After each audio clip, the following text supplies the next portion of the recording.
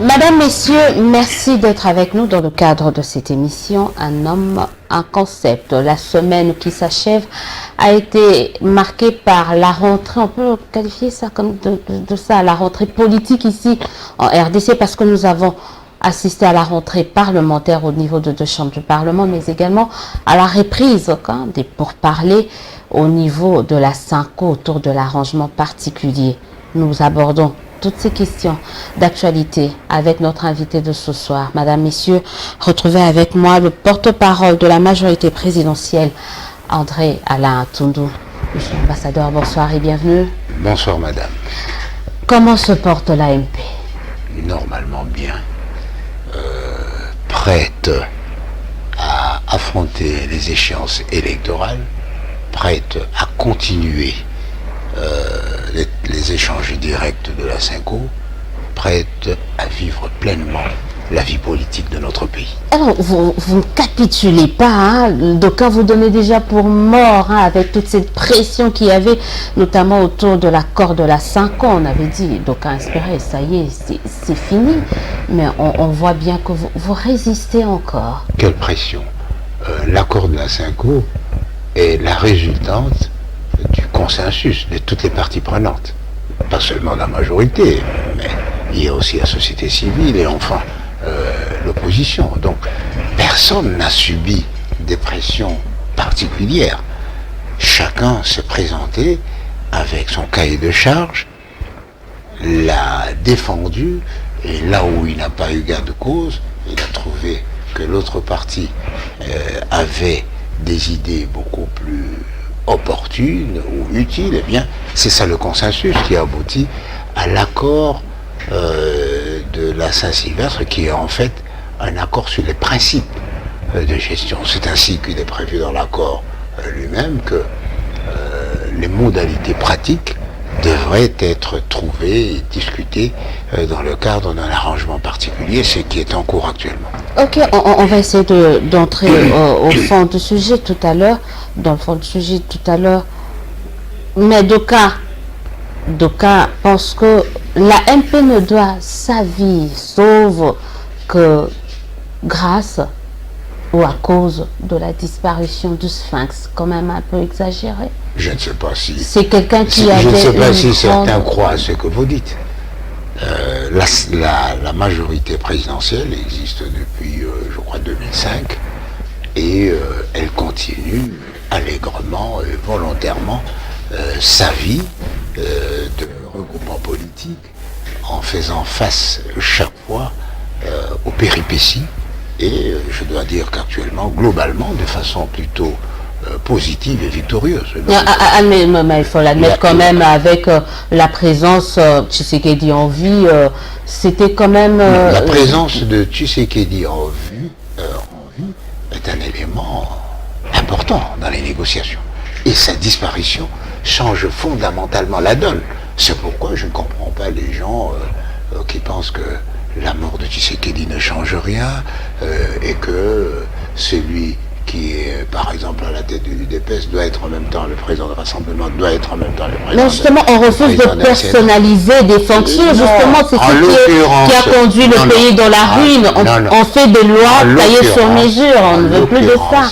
En l'occurrence, c'était la personnalité consensuelle de M. Tshisekedi qui a fait que personne n'a eu à redire qu'il fut en même temps président de l'UDPS, président du comité de sages, président du Conseil national de suivi. De suivi de l'accord, et même que l'on puisse aussi accorder à l'UDPS ou au rassemblement la primature. C'est à cause de Tshisekedi, parce que sa personnalité sécurisait la majorité, l'opposition et la société civile. Mais justement, c'est une mauvaise façon de faire les choses. Pourquoi faire de loi, faire des arrangements autour des personnes? Mais qu'est-ce que c'est? Alors que ça doit être autour des principes. Mais qu'est-ce que c'est qu'un arrangement? Un arrangement, c'est un aboutissement, ou bien la recherche d'un aboutissement en fonction des principes, des hommes et de l'environnement. Et donc, ce qui s'est fait aujourd'hui n'aurait pas pu se faire hier, peut-être ne pourra pas se faire demain. Et donc, mais quel est ce principe qui voudrait que la politique soit une réalité désincarnée? La politique est fondamentalement un engagement des individus, soit à titre personnel, soit dans le cadre d'un groupe. Il faut pas. Moi, j'ai pas de complexe à dire que l'accord de la Saint-Sylvestre a eu un impact. Disons, la présence de Tshisekedi avait un impact sur cet accord. Maintenant qu'il n'est pas là, eh bien, l'impact... L'AMP est en train de vouloir récupérer tout ce qu'il a essayé de lâcher parce que Tshisekedi n'est pas là. Nous n'avons pas cette posture-là.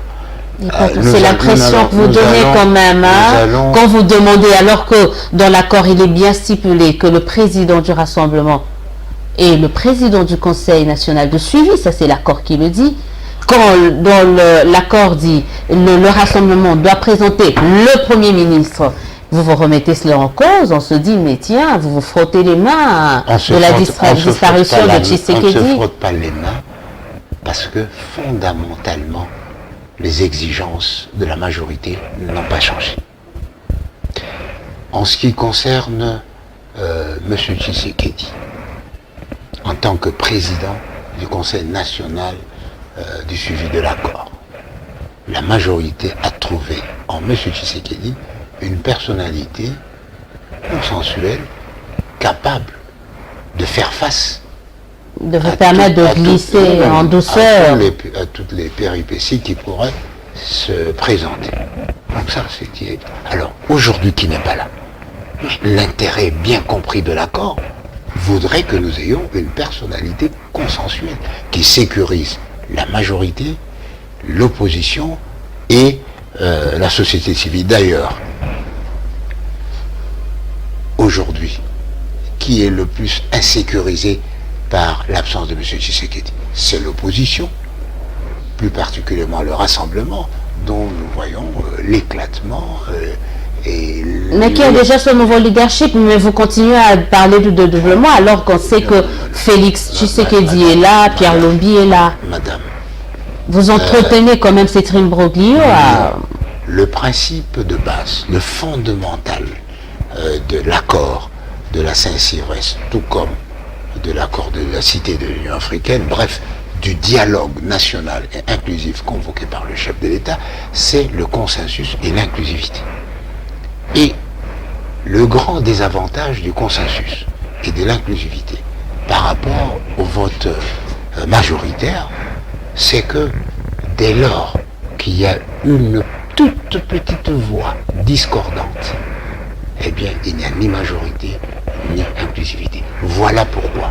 On ne peut pas, la majorité, l'inclusivité n'est pas l'unanimité, on ne se sera jamais de le dire. Vous ne trouverez jamais nulle part où tout le monde sera d'accord avec tout le monde. Je vous dis, l'inclusivité, ça veut dire que ceux qui ne sont pas d'accord trouvent que l'application ne touche pas aux problèmes fondamentaux et donc ils peuvent se taire. Mais dès lors qu'ils expriment leur divergence, il n'y a plus d'inclusivité. Et c'est la raison pour laquelle, à la conclusion de l'accord, du dialogue de la Cité de l'Union africaine, eh bien, le président de la République a confié une mission de facilitation aux évêques pour amener une inclusivité, j'allais dire, totale. Ce qui n'existe pas, qui est une utopie, parce qu'on ne peut pas... Bah oui, l'inclusivité totale n'existe pas. La majorité qui avait signé l'accord de la Saint-Sylvestre sous la réserve d'inclusivité, eh bien, a levé sa réserve dès lors qu'il était constaté que l'inclusivité était là. Il ne faut pas avoir peur, n'est-ce pas à chacun son entendement d'inclusivité, en fait. Non. Ce que je vous explique, c'est un principe général. L'inclusivité, ça signifie que tout le monde tolère. Tu vois, celui qui n'est pas d'accord estime que oui, on peut y aller. Je peux attendre. C'est ça l'inclusivité. Et dès lors que quelqu'un dit je n'accepte pas, il n'y a plus d'inclusivité, ni de consensus. Ça, c'est la réalité des choses. Pourquoi d'aucuns se posent la question, Mais de quoi se mêle la majorité quand le rassemblement se bouscule? Laissez le rassemblement gérer ses affaires. Et d'un côté, on a la Synco qui a carrément pris sa décision, qui a reconnu le nouveau leader du rassemblement. Pourquoi ça vous pose un problème? Si vous voulez, jusqu'à présent, ça ne nous pose pas de problème. Parce que ce nouveau leadership ne nous a pas été présenté dans les tractations. Et ce nouveau leadership n'influe pas encore dans la suite des événements. Ça va nous préoccuper fondamentalement lorsque il sera question de la présidence du comité national de suivi de l'accord, lorsqu'il sera question de la désignation d'un Premier ministre. Alors, on commence par ces deux points, quand même, qui font l'objet de l'arrangement particulier. On commence par la désignation du président du comité national de suivi. Que dit l'accord? J'aimerais bien qu'on nous dise ce que dit l'accord. Non seulement l'esprit, mais la lettre de l'accord. On commence par la lettre, parce que l'esprit est... Parce que la lettre est l'expression de l'esprit, madame, excusez-moi. On commence par la lettre, c'est mieux. On fait recours à l'esprit que quand la lettre devient controversée. Voilà, et c'est le cas. On parle un peu de la lettre, et puis on va revenir dans l'esprit. Que dit l'accord par rapport à la désignation du comité national de suivi? Une personnalité consensuelle. Du rassemblement. Le rassemblement, d'abord, de base, le rassemblement est l'interlocuteur privilégié des accords, des échanges de la Saint-Sylvestre. Nous avons accepté, nous avons cédé la primature au rassemblement. Nous avons... vous ont cédé la légitimité c'est de donnant. Mais on parlera... Non, madame, je ne peux pas vous laisser dire ça parce que je suis juriste et au départ, toutes les parties prenantes ont accepté de respecter la Constitution intégralement, globalement. Alors que tous l'ont violé, que dit la Constitution en l'occurrence? En cas de contestation, c'est la Cour constitutionnelle qui donne un avis ou qui produit un arrêt. Et cet arrêt a autorité sur toutes les autres interprétations. Il sert de norme dans le comportement futur. Et donc celui qui ne se soumet pas à l'avis éclairé de la Cour constitutionnelle sur le sens réel des articles, eh bien, il est en infraction. On parlera de ça. Bon, on a déjà eu des débats sur la Cour suprême, le respect de la Constitution, mais on reparle quand même de l'accord. Que dit l'accord par rapport à la désignation du président du comité de suivi? Je vous l'ai dit, il faut un personnage consensuel parce que le rassemblement présente un candidat. Les autres parties prenantes doivent se sentir à l'aise avec ce candidat. Là, on est déjà dans l'esprit, c'est peu dans la lettre. Non. C'est vous qui ne voulez pas parler de l'esprit. C'est l'esprit qui génère la lettre. C'est l'esprit qui a généré la lettre.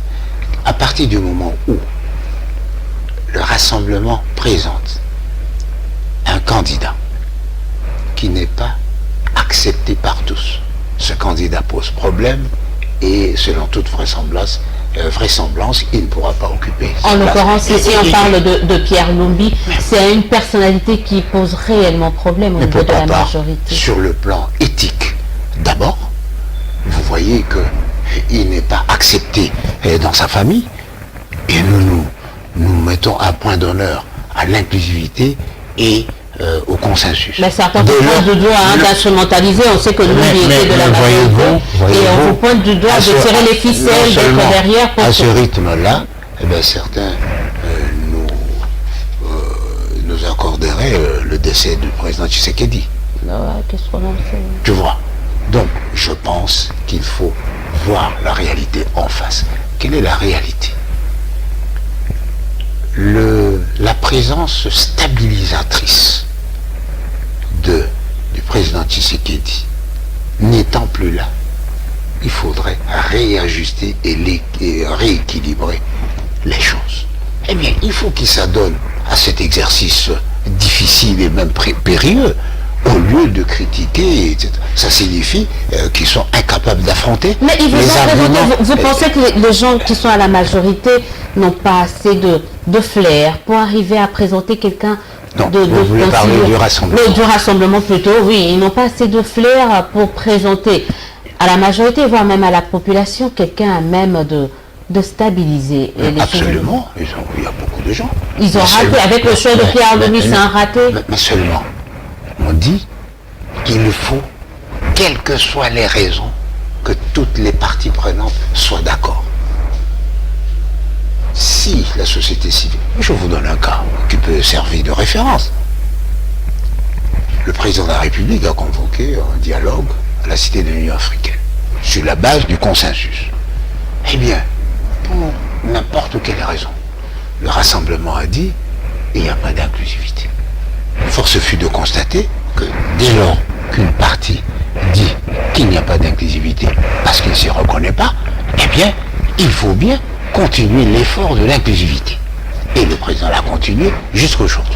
Eh bien, par parallélisme, puisque la personnalité qui doit être à la tête du comité national du suivi de l'accord doit être consensuelle. Vous ne pensez que à la majorité, mais la société civile aussi, les autres partis.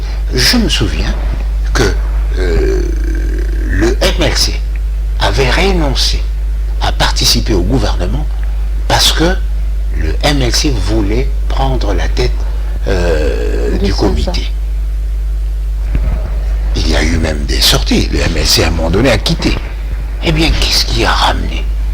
C'est les assurances de la majorité. Non, ce n'est pas les assurances de la majorité. C'est la personnalité stabilisatrice de Tshisekedi. Le MLC a dit, nous pouvons le céder puisque celui. Mais je sais que vous ne pensez pas que vous induisez tout le pays en erreur parce que tout le débat est toujours focalisé autour des personnes, non autour des principes, non autour de textes qu'on doit respecter. À quoi servent le principe? Le principe sert à déterminer les personnes qui doivent réaliser les résolutions. Mais au niveau du choix de personnes, c'est subjectif, alors que le principe, c'est beaucoup plus objectif. La politique est un domaine absolument subjectif. Le vote, c'est un domaine tout à fait subjectif. Ce n'est pas parce qu'on est le plus intelligent, le plus de diplômes, on a passé autant d'années qu'on ne peut plus échouer. Nous avons vu. Monsieur Issayatou, il a fait tout, et puis bon, on dit, ce n'est pas lui. Donc c'est un domaine absolument subjectif, et vous ne m'impressionnez pas en disant que, vous voyez, on tient compte des personnes. Il faut tenir compte des personnes, absolument. Mais plus tenir compte des textes qu'on a nommés. Mais c'est un ensemble, c'est un ensemble. Il faut tenir compte d'abord de la volonté de se réunir. Cette volonté a été imprimée par le président de la République en permanence et contre vents et marées. 2, il faut tenir compte de l'objet de cette volonté, se rechercher le consensus autour du processus électoral, autour de la situation sociale de nos populations. Lorsqu'on arrive à ce point, l'élément humain intervient. Qui va faire ça? Dès lors qu'on a eu des principes, mais qui va faire ça? Donc, ce qu'on peut retenir de la majorité, s'agissant du comité national de suivi, c'est que la personne de Pierre Lumbi n'inspire pas confiance. La personne qui doit être à la tête doit inspirer confiance, c'est-à-dire sécuriser. Mais vous ne remettez malheureusement, pour M. Lumbi, il y a un antécédent fâcheux. Parce qu'il a osé dire non au chef, non à la On ne va pas entrer dans ces détails. Mais nous disons qu'il y a un antécédent fâcheux qui fait que sa présence n'est pas de nature à sécuriser une partie, en l'occurrence la majorité, tout simplement. Alors, mais le principe en soi n'est pas rejeté. Le principe, c'est le comité. D'abord, le Sansa revient. Nous n'avons aucune prétention à être, à occuper le haut, même à nous battre pour ce poste.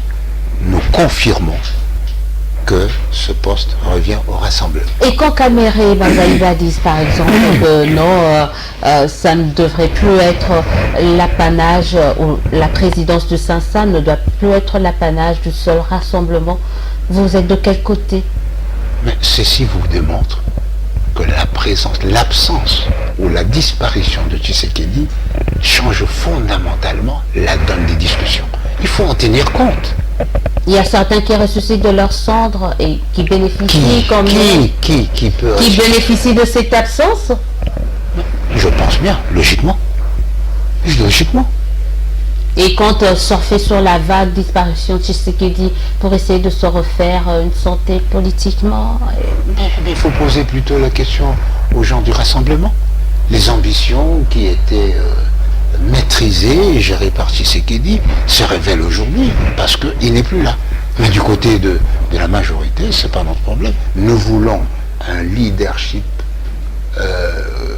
unique, n'est-ce pas, efficace, par rapport à notre leadership qui est unique et uni. Ah, on en parlera. Lorsque vous vous trouvez devant 3-4 courants, vous ne savez pas, vous ne connaissez pas le courant qui engage. Il faut dire que ça vous arrange quand même. Hein. Que cela nous arrange ou pas, ça c'est la réalité des faits. Alors, on parle d'un deuxième point, un autre point d'achoppement dans l'arrangement particulier, c'est la désignation du Premier ministre. Alors, vous n'allez pas encore nous dire que la personne de Félix Tshisekedi pose problème. Il faut respecter la pratique, les pratiques usuelles, c'est tout. Il faut respecter les principes. Parce qu'un Premier ministre qui est présenté, un candidat, un Premier ministre qui est présenté à la sanction du président en réalité, le président n'est pas lié. On revient à l'accord. Non, le président n'est pas lié. On a un document. Le président a le droit de veto. On a un document. On se base sur le document, c'est l'accord. Que dit l'accord par rapport au choix du Premier ministre? C'est le Rassemblement. Là aussi, ça pose problème. Et l'accord dit que le président... C'est le Rassemblement. Non, l'accord dit que le président... Le Rassemblement désigne le Premier ministre et le Premier ministre. Non, le Rassemblement... Pour être exact dans votre logique, il faut dire que le Rassemblement nomme le Premier ministre et le président contresigne. On revient, on va utiliser les termes qui ont été utilisés dans l'accord. Je voudrais d'abord vous rappeler le Rassemblement désigne le Premier ministre. Je voudrais d'abord vous rappeler fondamentalement que l'accord est un acte privé qui ne peut se prévaloir sur les actes officiels sans l'aval du garant de la nation. Enfin, il faut un peu de modestie pour comprendre la réalité des choses. Mais je crois que le garant de la nation a donné son quitus par rapport à cet accord. Il a dit, donc il a eu le temps de bien lire. Il a dit il faut me donner Non, il faut me donner une liste. Non, il a lu la partie où on a dit qu'il faut... Je vous dis, madame, contre les faits, les arguments ne valent rien. Je peux accepter, mais je vous dis que ça n'aboutira pas. Parce qu'il n'est pas question que le président de la République travaille avec un Premier ministre qui vient dans une posture combattante, qui ne le sécurise pas. Vous n'en savez rien, vous êtes dans des a priori. Non. Est-ce qu'il viendra avec Nous avons des paramètres. Comme quoi? Les propos, la radicalisation. Mais ça c'est quand même atténué. Est-ce que la personne change, quand on arrive à occuper de postes de responsabilité, est-ce que le président de la République a encore un droit à vous entendre? Non. Je vous dis que ce sont droit de récuser. Non, signant l'accord, il a quand même cédé une partie de son droit, il doit le reconnaître. C'est lui qui est disposé à reconnaître, à céder une partie de son droit pour la bonne gestion en tant que garant de la nation. Mais si vous voulez le défier dans ce rôle de garant de la nation... Ils n'ont pas cette prétention de défier le chef de l'État, bien au contraire. Ils nous demandent plus de travailler ensemble. Les actes doivent prouver ses bonnes intentions. Mais les actes, il faudrait qu'ils soient nommés, travailler... Il faut qu'ils nous convainquent. Il ne peut pas convaincre s'il n'occupe pas la fonction. Comment le convaincre? À nous convaincre. Ils ne parviennent pas à nous convaincre d'abord qu'ils ont un leadership unique. Vous savez, le Rassemblement sort d'un leadership messianique, c'est-à-dire de quelqu'un qui avait la vision derrière laquelle tout le monde se reconnaissait. Aujourd'hui, il est impossible d'avoir un leadership messianique. Donc il faudrait trouver un autre type de leadership. Est-ce qu'il s'agit d'un leadership managérial? Est-ce qu'il s'agit d'un leadership social, sociologique, etc. Ça. Ce sont les questions. Non, ce sont des questions. Seul le rassemblement peut répondre à ces questions, pas la majorité. Ça, c'est une cuisine interne. Même les évêques, la Cinco l'a dit, eh bien, s'ils ne parviennent pas à se mettre d'accord, il y aura une incidence négative sur la poursuite des négociations. Donc, madame, vous donnez l'impression que ce qui est arrivé à la péripétie qui est arrivée au cours de ces négociations, notamment la disparition brutale de M. Tshisekedi, est de la responsabilité de la majorité. Nous le regrettons tous. Parce que c'était quand même votre affaire, c'est ce que nous sommes en train d'analyser. On a sur deux niveaux d'onde différents. Vous parlez d'intérêt, moi je parle, n'est-ce pas, de la vision. La vision du chef de l'État, la vision de la majorité. C'est que M. Tshisekedi, en tout état de cause, tout bien considéré, était un personnage qui sécurisait tout le monde. Il pouvait accepter ce que les autres n'acceptaient pas, tout simplement. Les autres se diront, oui, Tshisekedi l'a accepté, on va y aller. C'est un peu tard pour reconnaître la vision. Sinon, on n'aurait pas mis tout ça d'abord avec le dialogue de la cité de l'Union africaine. Je crois que vous en avez mis du temps pour reconnaître. Il faut se remettre à place, n'est-ce pas? D'abord, à propos d'Amor, on ne peut pas le critiquer négativement parce qu'il n'est pas là pour se défendre. Donc, nous tirons les aspects positifs de M. Tshisekedi, notamment sa capacité stabilisatrice. J'allais dire, Tshisekedi a produit, n'est-ce pas, a offert aux parties prenantes une homéostasie qui a permis aux négociations de continuer à travailler. Lorsqu'il y a déséquilibre et qu'il n'y a plus homéostasie, eh bien, il est tout à fait normal et logique que les négociations ne continuent plus au même rythme, peut-être pas même dans la même direction, etc. Mais il y a quand même quelques propositions venant et du Rassemblement et de la Cinco, qui par rapport au Premier ministre notamment, il demande assez qu'on puisse, que le Rassemblement et la majorité puissent mener des consultations afin de dégager un consensus autour du Premier ministre. Vous voyez ça vous arrange? Non, mais ça arrange tout le monde. Parce que le principe de base, c'est le consensus. Si le principe de base, c'est le consensus.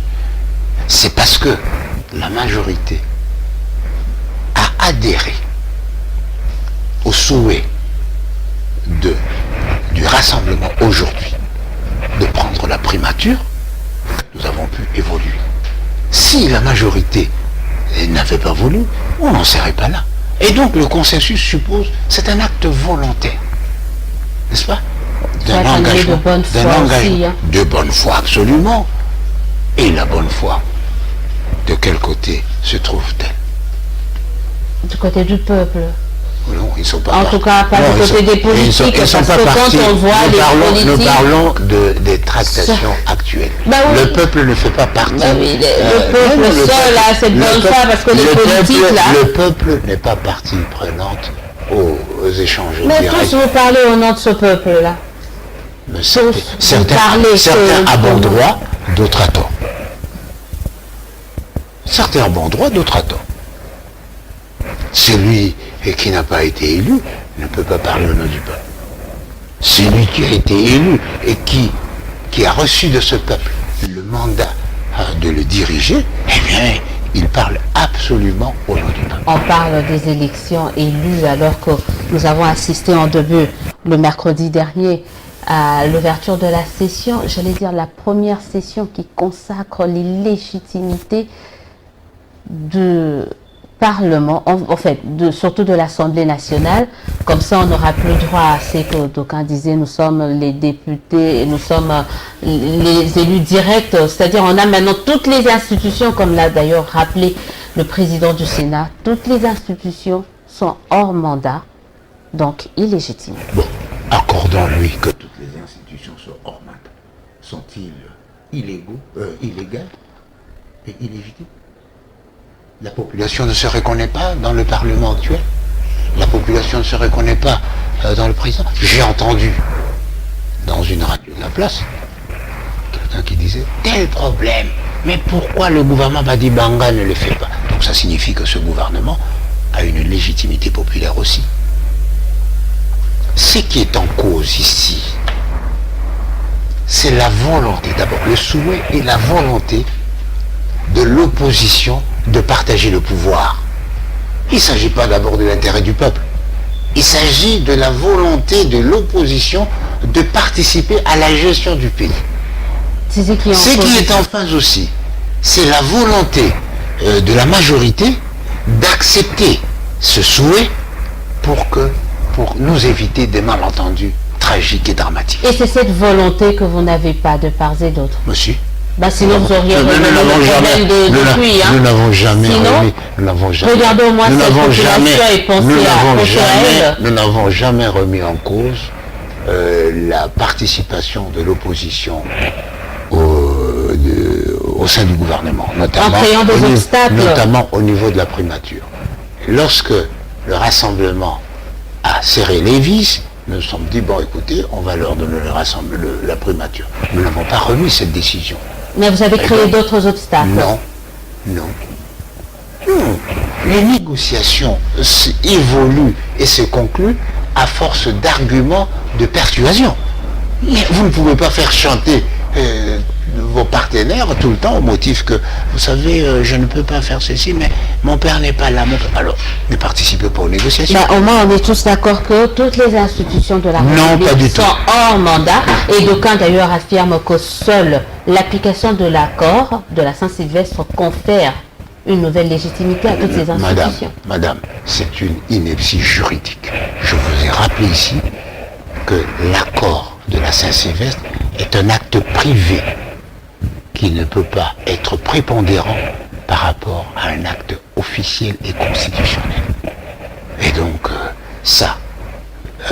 gardons-le au rang des arrangements particuliers dus à la volonté du président de la République et de la majorité d'associer l'opposition pour un atterrissage consensuel du processus électoral. Très rapidement, parce qu'on doit vraiment terminer avec l'émission. On parle du rôle de Sansa dans l'accord, et le rôle de la Synco plutôt. Vous êtes aussi assez partagé, majorité et rassemblement par rapport à ça. Le rôle de la Synco. Quant à la suite, quand même. Je pense, c'est pas là que ça doit se discuter.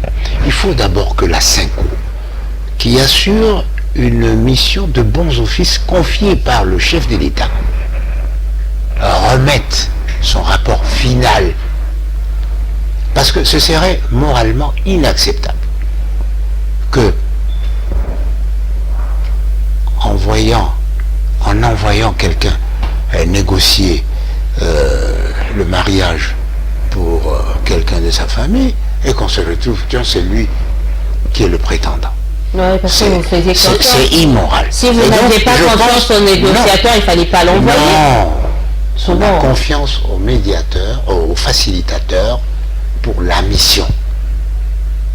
En lui donnant cette mission de facilitation, on ne lui a pas dit que vous seriez partie prenante. Et donc, s'il termine et qu'il voudrait entrer, il faudrait d'autres négociations pour mettre toutes les parties prenantes d'accord. Mais absolument. Mais on n'avance pas. Il y a des pays qui font moins de négociations et qui avancent. Citez-moi ce pays. Le Sénégal. Le Sénégal. Oui. Le Sénégal. Oui, je sais que le Sénégal, ils n'ont pas eu autant de négociations. Vous pensez que... C'est-à-dire, ils respectent le jeu. Vous pensez qu'avec la Casamance, ils ne négocient pas? Vous pensez qu'avec la Gambie, ils n'ont pas négocié et ils ne continuent pas à négocier? Vous pensez que sur le plan international, ils n'ont aucune divergence pour amener les négociations?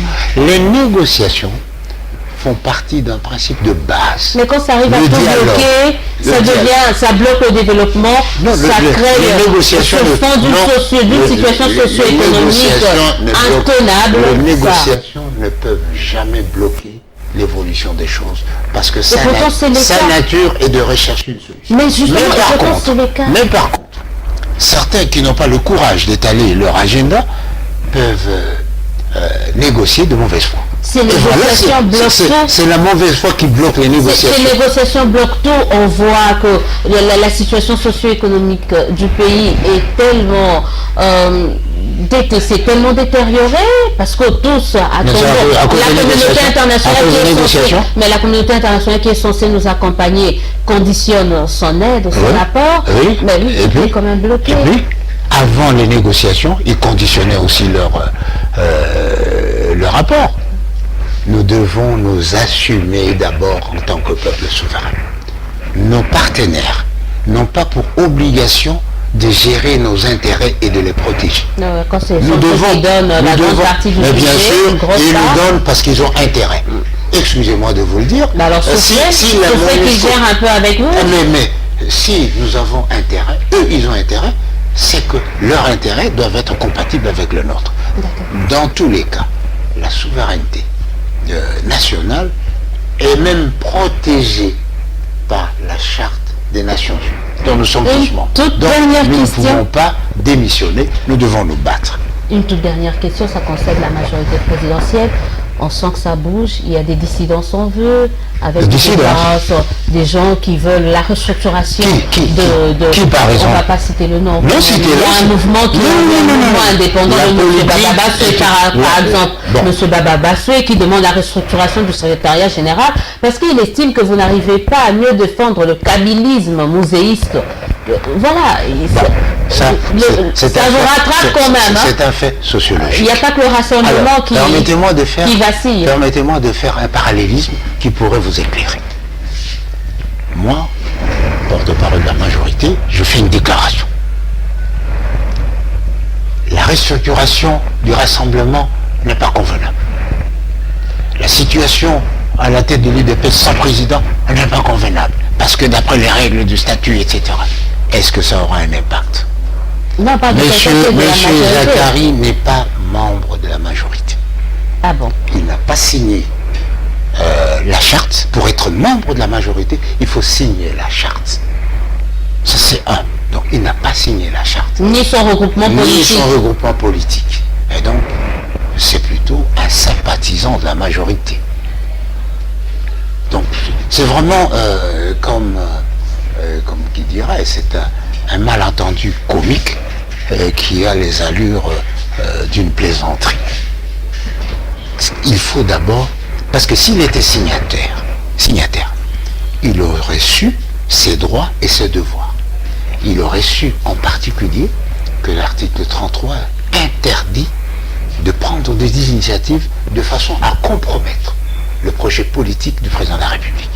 Il aurait su par exemple l'article 33 qui dit que les décisions du bureau politique s'imposent et que les décisions du secrétaire général s'imposent aussi. Là-bas, la majorité, tout s'impose. Rien ne se discute. Tout c'est une adhésion volontaire. Et même à l'UDPS ou même dans le parti de l'honorable, eh bien, il y a des règles. On ne fait pas des règles pour la photographie, on fait des règles pour les appliquer. Parce que les règles ont une vocation essentielle, c'est d'assurer le fonctionnement harmonieux d'une communauté, d'une organisation, en fonction de l'objectif voulu, connu. On parlera en tout cas de ce qui se passe dans la majorité, du fonctionnement de la majorité dans de toutes prochaines émissions. En tout cas, je vous remercie. Je me sentirai tout à fait à l'aise. Ce qui s'y passe est tout à fait normal. Merci en tout cas d'avoir été de notre ce soir. Merci aux téléspectateurs. Vous étiez nombreux à nous suivre. Appelez-nous pour vos remarques et suggestions. Vous allez également commencer à nous suivre sur notre page YouTube. On est là pour vous. C'est juste affiché en bas de l'écran. Donc vous pouvez suivre ces émissions où que vous êtes, où que vous soyez. Et apportez-nous votre un plus pour que nous puissions nous améliorer dans le cadre de ces différentes analyses que nous vous proposons. Merci d'avoir été de nôtres. On se dit au revoir. Et on se retrouve dimanche prochain pour un autre numéro et certainement avec un autre invité. Bonsoir chez vous.